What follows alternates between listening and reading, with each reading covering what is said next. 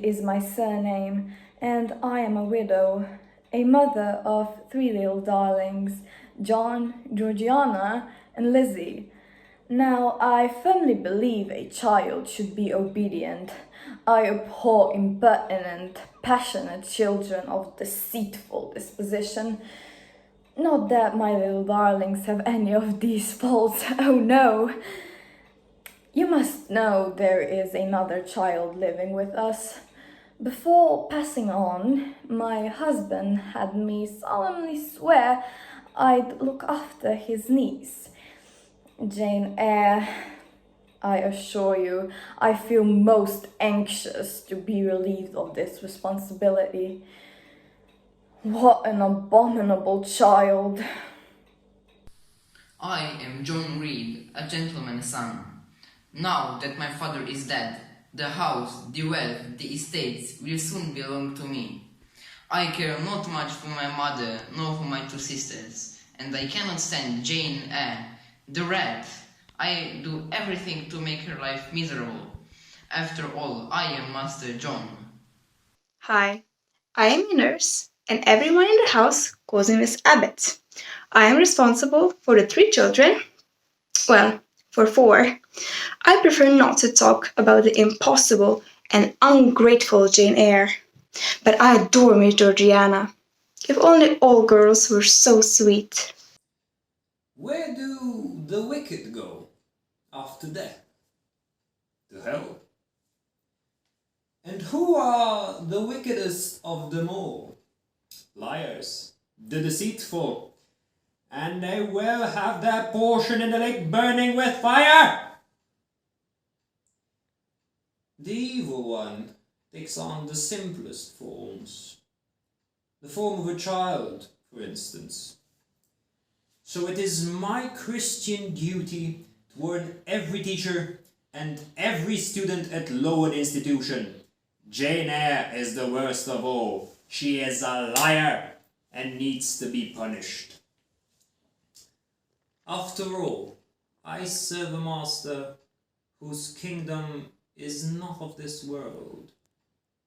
I am Miss Miller, a teacher, and it's my firm belief that girls need discipline and punishment. It's for their own benefit. They need to be humble and ought not to expect too much from life. Miss Scatcherd, history teacher.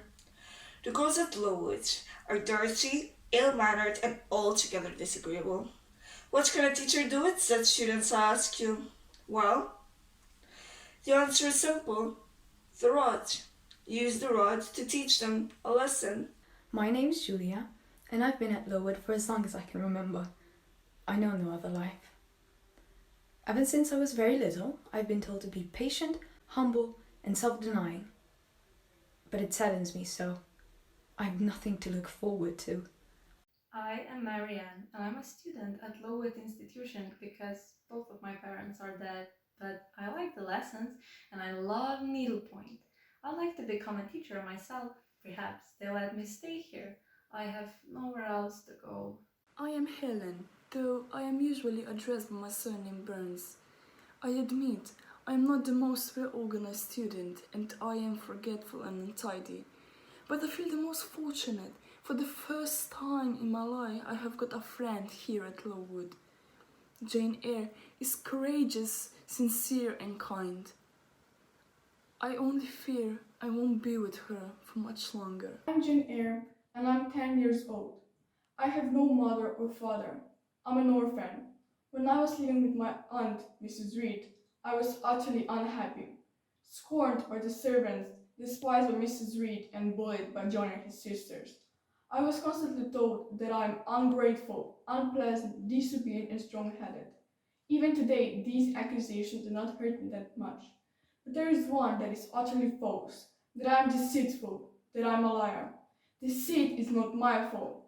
I am outspoken and I notice injustice. If I am treated unfairly, if anyone is treated unfairly, I will always speak my mind.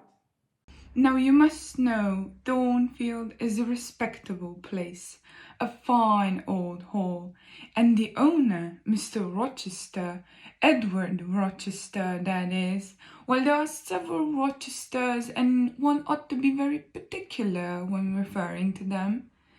Where was I? Yes, I know, I am quite garrulous, but it does get very lonely here at Thornfield, and Mr. Rochester, yes, he is a very good master. I am ever so pleased now that a new governess has arrived, Jane Eyre. Miss Fairfax, she said, in a most graceful manner. Alice Fairfax, that's me, and I am the housekeeper. I am Grace Poole, a servant at Thornfield. Now, don't expect me to tell you much about my work here, for it is a secret, a well-kept secret of the house.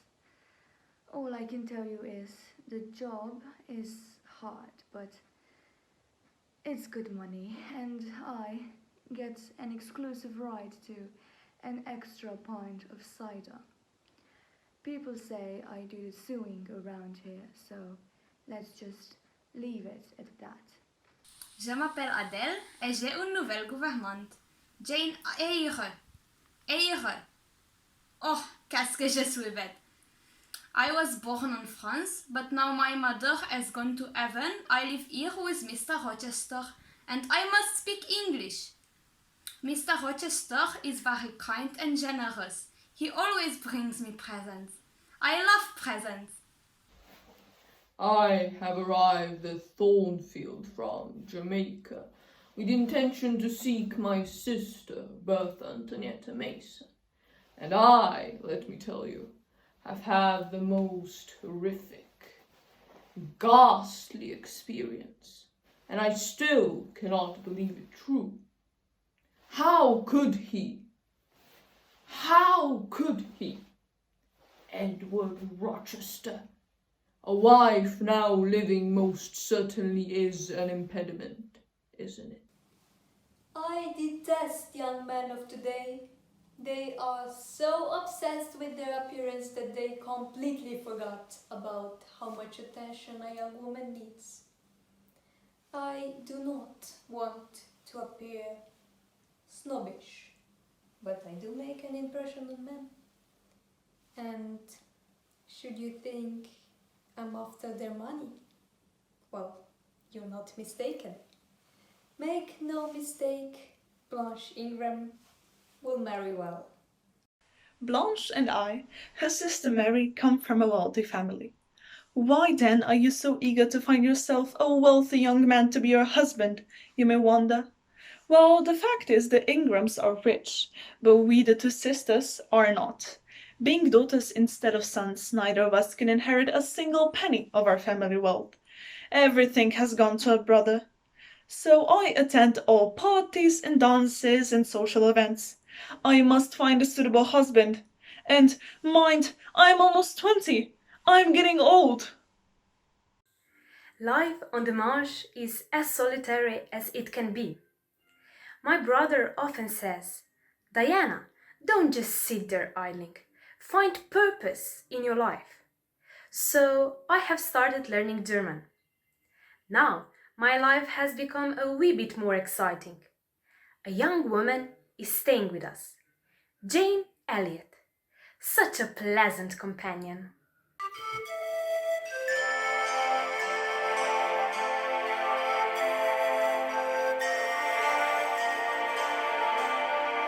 In a perfect world, when we've never known, we would never need to face the world alone.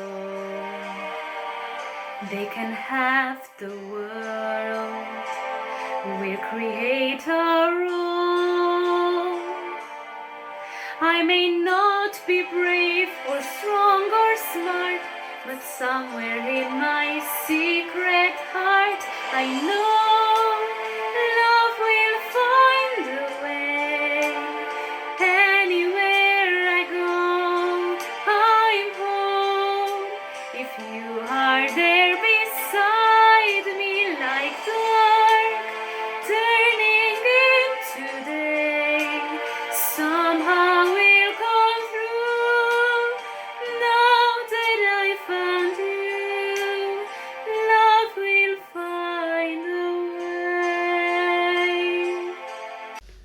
Jane Elliot, the most peculiar creature. Well, now, I'm going to ask her to marry me and come to India with me. A person like me needs a hard-working wife, and love is of no importance whatsoever.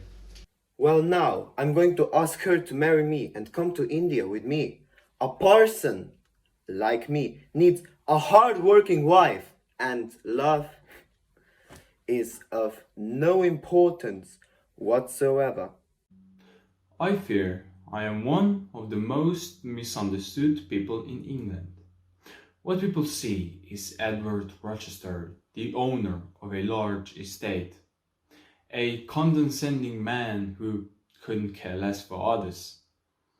To a certain extent, they are right. I do have faults of my own.